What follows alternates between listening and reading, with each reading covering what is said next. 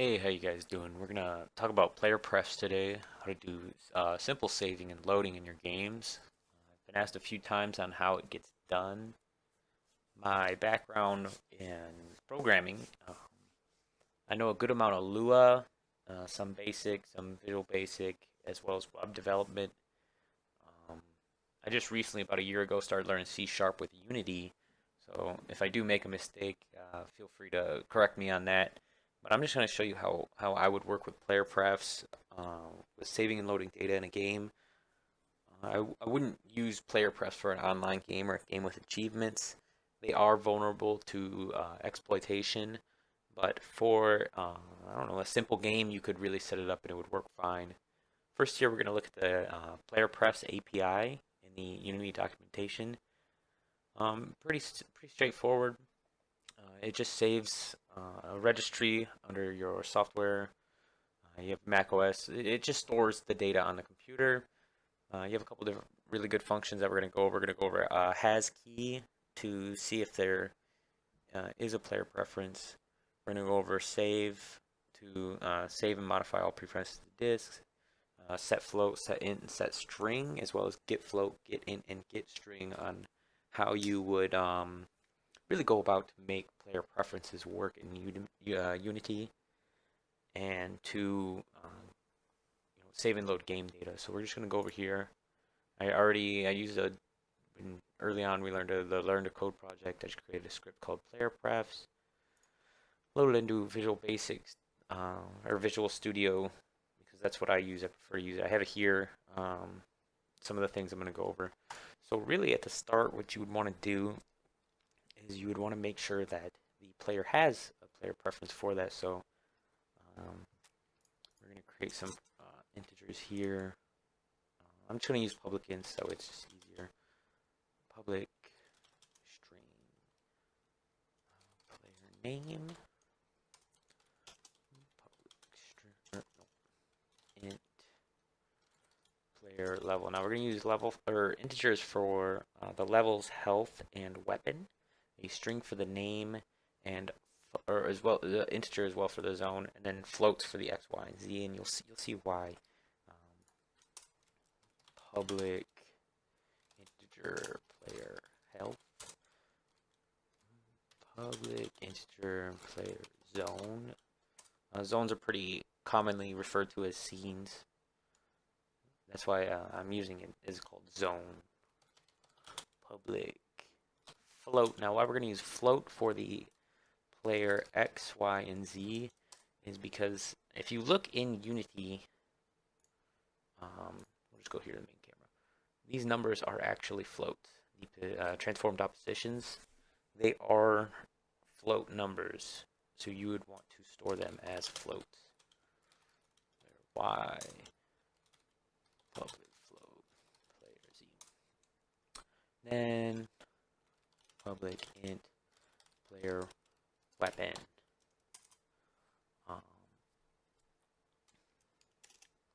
Yeah. All right. So at start, let's do a simple test to see if there's already something stored. And if not, then we'd want to create it. So if does not. Oops. What am I thinking? Yeah, if does not player has key, because we're going to be checking each player pref name is called a key, and so we're checking if it has that key. Player name, we are checking for the player name key.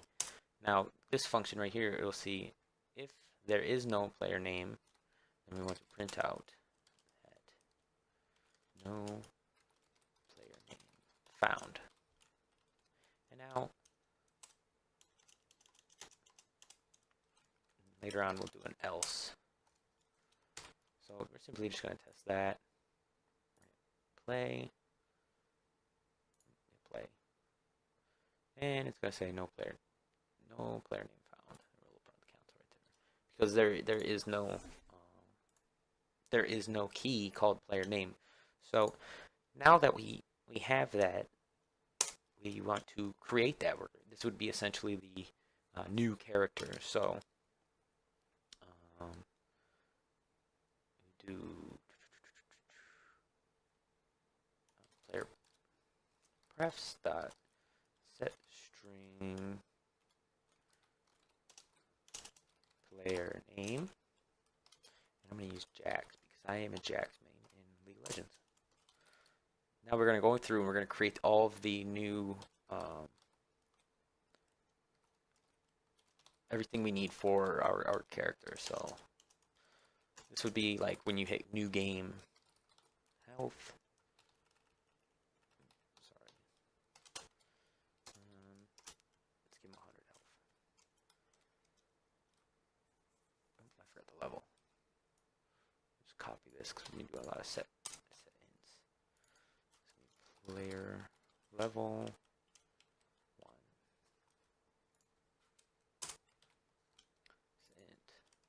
Player zone 1. He's in the starting zone, and that'll be determined by your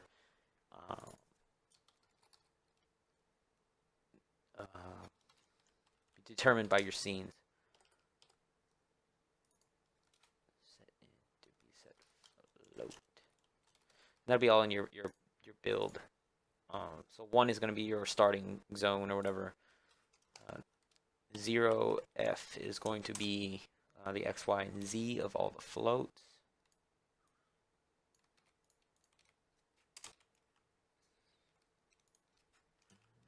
Player Y, player Z. Okay.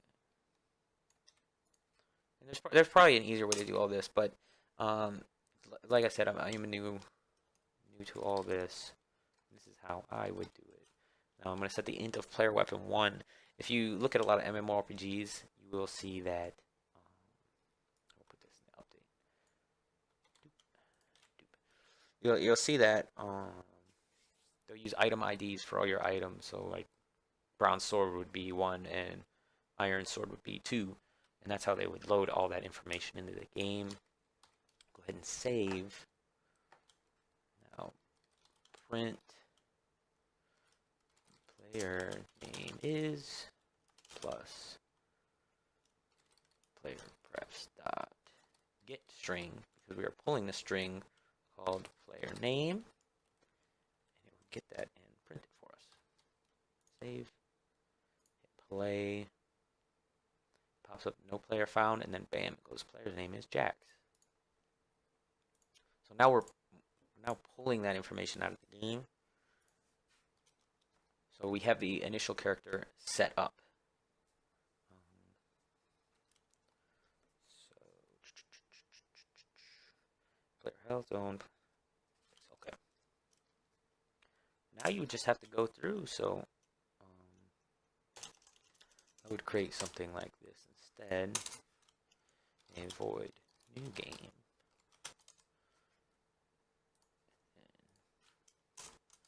And void load game. Oops. So we would do copy all this. This would be the new game. Creating a new game.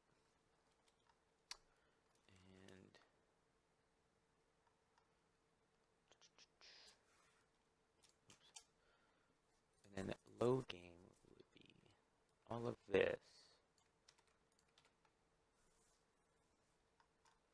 plus all of this. Sorry, this is a little confusing.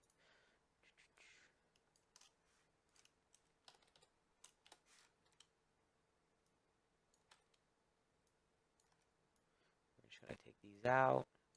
We're going to set these to all of these.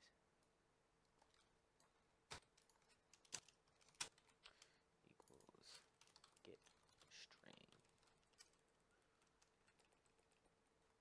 player name, and that's how you would do it. Now you're going to set the level, get int player level.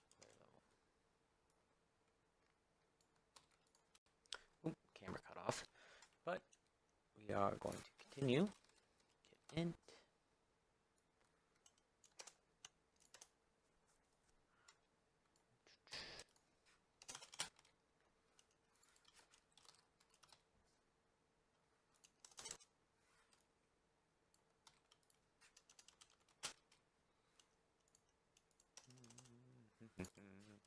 Get float.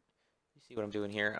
All it is, it's pulling from the PlayerPrefs to the game, where you would use these floats and inters to set up your game scene. You'd have a player already in the game, and he would get assigned all of this information that is being pulled from the player preferences. Oh, excuse me. And get int. Clean it up a little bit. All right. Take this out. If not player prefs dot has key player name. So if there is not a player name, we would start a new game. Else, we are going to load game. All right, that's really it. Here in you could change it to where the continue game button is fogged out, because on the load of the menu, it would just check for the has key right here, and if it's not found, then you would just dim out or disable the continue game button, and they would click new game. They would get set up with all this, get loaded in, and if you did using Unity Engine scene management, you would hit load or scene management, right? Load scene. And it's going to ask for an integer for which scene is in your build menu. And guess what? You have one, because this is a new game. If you load the game, and it's not one, it's going to be whatever the player zone is. And then when you get into the level, you would do like, I guess, public game object player. And then at the start, of course, you're going to, yeah, you already have the, I'm messing everything up. All right, I guess you would do like player dot game object dot transform dot position equals, no, you'd have to create that into a vector 3. That's my bad. Yeah, you'd have to do like a private, or not in this, not here. Like I said, I'm new. So, yeah, you'd have to create a vector 3. Excuse me. I'm not going to show that because we're talking about PlayerPrefs. But anyway, you create vector 3, and you change their position to the combined of the X, Y, and Z into a player, or into a vector 3, and that's where the transform position would go to. You would load him into where he is in the zone. You would pull his level and load that into the UI. His name would be in the UI. You also do that into the game, like how quests in MMORPGs, they show who the quest is for. And you have the player name, you have the level, that how much health they have, and if you created an array, a weapon array, and you added all these different weapons in and stuff like that, you could load it in with ints. And that's really how it would work with just using player preferences. If you like the video, then thank you, tell me. If there's an easier way to do this, of course I am new, so please tell me that as well. I personally, for, I don't know, small games, I guess I would use PlayerPrefs.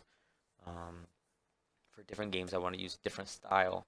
Of course, for, like I said, online games, you would not want to use PlayerPrefs because they can be used and abused. You can open them up, edit them, and you can create god tier characters, and it would it just wouldn't be fair.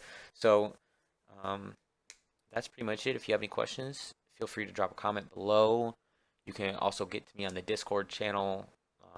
My username is the same as the YouTube channel, KimSet, and I'll see you later.